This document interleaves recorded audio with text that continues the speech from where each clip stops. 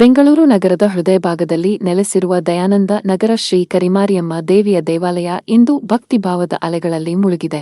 79 ವರ್ಷಗಳ ಪವಿತ್ರ ಪರಂಪರೆಯನ್ನು ಹೊತ್ತ ಈ ಪುಣ್ಯಕ್ಷೇತ್ರ ತನ್ನ 43ನೇ ವರ್ಷದ ಚೈತ್ರ ಪೌರ್ಣಮಿ ಮಹೋತ್ಸವವನ್ನು ಅದ್ದೂರಿಯಾಗಿ ಆಚರಿಸುತ್ತಿರುವ ದೃಶ್ಯಗಳು ಎಲ್ಲೆಡೆ ಆಧ್ಯಾತ್ಮಿಕ ಶಕ್ತಿ ಹರಡಿಸುತ್ತಿವೆ. ಬೆಳಗಿನ ಮೃದುವಾದ ಗಾಳಿ ಮಧ್ಯೆ ದೇವಸ್ಥಾನದ ಘಂಟಾನಾದಗಳು ಮೊಳಗುತ್ತಲೇ ಭಕ್ತರ ಹರಿವು ಹೆಚ್ಚಾಗುತ್ತದೆ.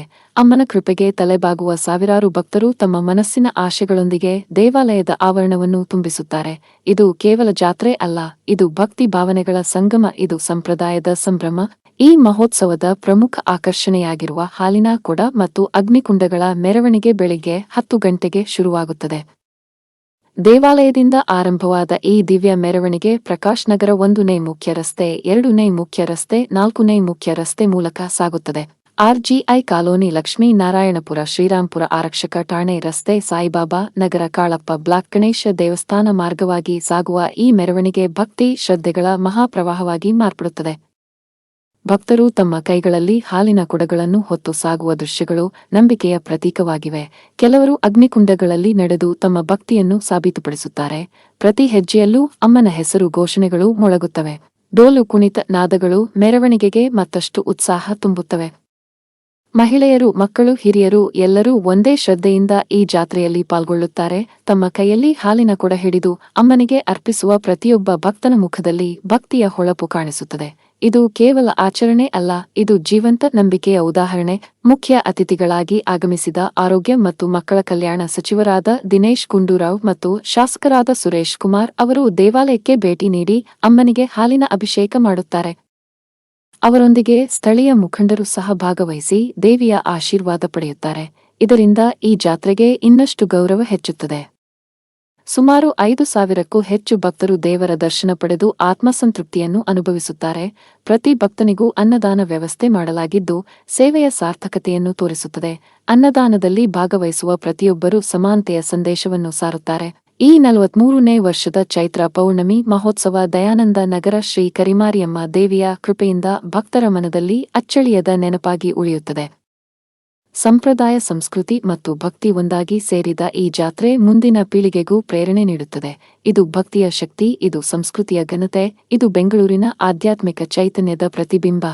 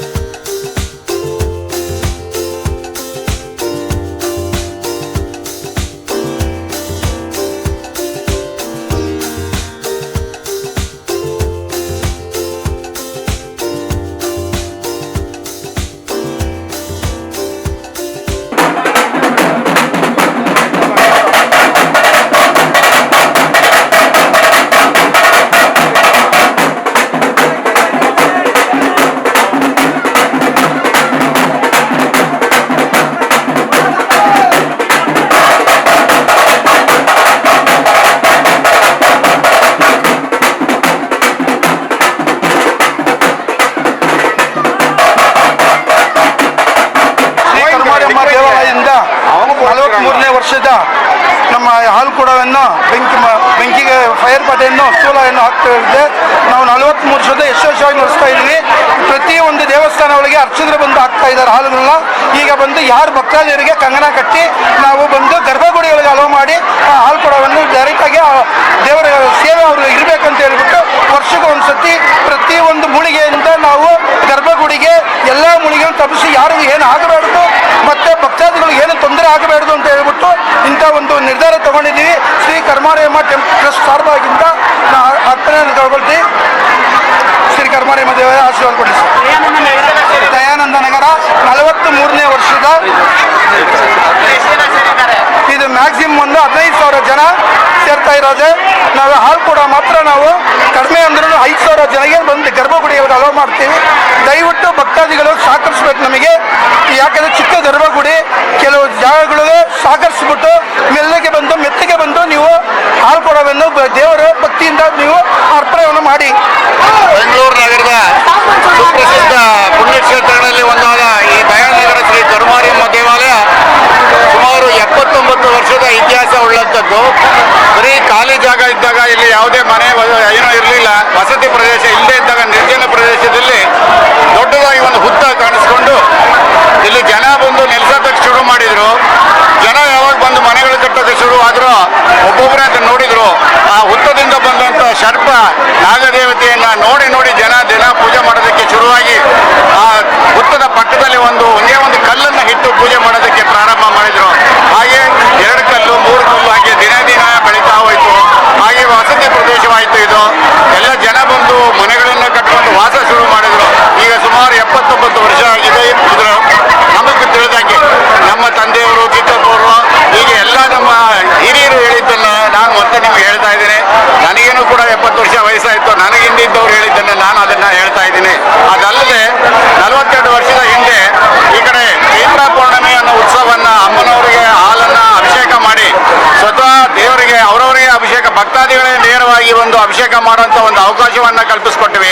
ಅದಕ್ಕೂ ಕೂಡ 42 ವರ್ಷ ತುಂಬಿ 43ನೇ ವರ್ಷದ ಚೈತ್ರ ಹುಣ್ಣಿಮೆಯ ಹಾಲಿನ ಕೊಡಗಳ ಮತ್ತು ಅಗ್ನಿಮಡಿಕೆಯ ಮೆರವಣಿಗೆಯನ್ನು ಮಾಡಿ ಮೆರವಣಿಗೆಯಲ್ಲಿ ತಂದಂಥ ಹಾಲನ್ನು ಭಕ್ತಾದಿಗಳು ನೇರವಾಗಿ ಅಮ್ಮನವರಿಗೆ ಅಭಿಷೇಕ ಮಾಡಲಿಕ್ಕೆ ಒಂದು ಅವಕಾಶವನ್ನು ಮಾಡಿಕೊಡ್ತಾ ಇದ್ದೀವಿ.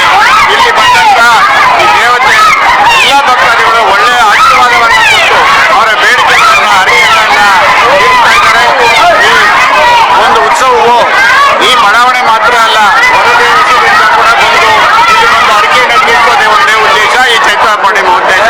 ಜೈ ಕರ್ಮಾರಯಮ್ಮ. ಭಕ್ತಾದಿಗಳೇನಂತೆ ಈ ಚಿತ್ರ ಪೌರ್ಣಮಿ ಬಂದು ನಾವು ಹೊಸದಾಗಿ ಏನು ಮಾಡ್ತಾ ಇಲ್ಲ. 39 ವರ್ಷದಿಂದ 43 ವರ್ಷದಿಂದ ನಾವು ಚಿತ್ರ ಪೌರ್ಣಿಮೆ ಮಾಡ್ಕೊಂಡು ಬರ್ತಾ ಇದ್ದೀವಿ. ಈ ಚಿತ್ರ ಪೌರ್ಣಿಮೆಗಳಿಗೆ ನಮಗೆ ಹಾಲು ಕೂಡ ಬಂದು 1,000 ಹಾಲು ಕೂಡ ಬರ್ತದೆ. ಅದೇ ಥರ ಮತ್ತು ಅಗ್ನಿಮಟ್ಟಿಗೆ ಬಂದು ಒಂದು 500 ಬರ್ತದೆ. ಮೈಗೆ ಸೂಳು ಹಾಕೋರು ಮತ್ತು ನಾಗಕ್ಕೆ ಸೂಳು ಹಾಕೋರು ಎಲ್ಲ ಬಂದು ಅವ್ರು 100 ಜನ ಬರ್ತಾ ಇದ್ದಾರೆ. ಈ ಚಿತ್ರ ಪೌರ್ಣಮಿ ವರ್ಷಕ್ಕೆ ಒಂದು ಸಾರಿ ನಡೆಯುವಾಗ ಈ ಜನಗಳು ಒಂದು 5,000 ಜನಗಳು ಬಂದು ನಮಗೆ ವಿಶೇಷ ಪೂಜೆಯನ್ನು ಮಾಡಿಕೊಂಡು ವಿಶೇಷವಾಗಿ ಅವರವರು ತಾಯಿಗೆ ಅಮ್ಮನಿಗೆ ಅಭಿಷೇಕ ಮಾಡ್ತಾರೆ. ಅಭಿಷೇಕ ಮಾಡಿ ಅವರವರು ಸ್ವಾಮಿ ಹೋಗ್ಕೊಂಡು ಹೋಗ್ತಾರೆ. ಅದೇ ಹರಕೆ ತೀರಿಸ್ಕೊಂಡು ಹೋಗ್ತಾ ಇದ್ದಾರೆ. ಅದೇ ಥರ ವಾರಾಗಿ ಅಮ್ಮ ನಮ್ಮ ದೇವಸ್ಥಾನದೊಳಗೆ ಮಡಗಿದ್ವಿ. ವಾರಾಗಿ ಅಮ್ಮಗೆ ತಿಂಗಳಿಗೆ 2 ಸತಿ ಪೂಜೆ ನಡೀತದೆ. ಅದೇ ಥರ ಅಮಾವಾಸ್ಯೆ ಪೂಜೆ ಮುಖ್ಯವಾಗಿ ನಾವು ಅಮಾವಾಸ್ಯೆ ಪೂಜೆನ ಮಾಡ್ತಾ ಬರ್ತಾ ಇದ್ವಿ. ಈ ಅಮಾವಾಸ್ಯೆ ಪೂಜೆಗೆ ಇನ್ನೂ 500 ಜನ ಬರ್ತಾವ್ರೆ. ಇನ್ನೂ ಸೇರ್ಬೇಕಂತ ನಮ್ಮ ಬೇಡ್ಕೊಳ್ತೀನಿ.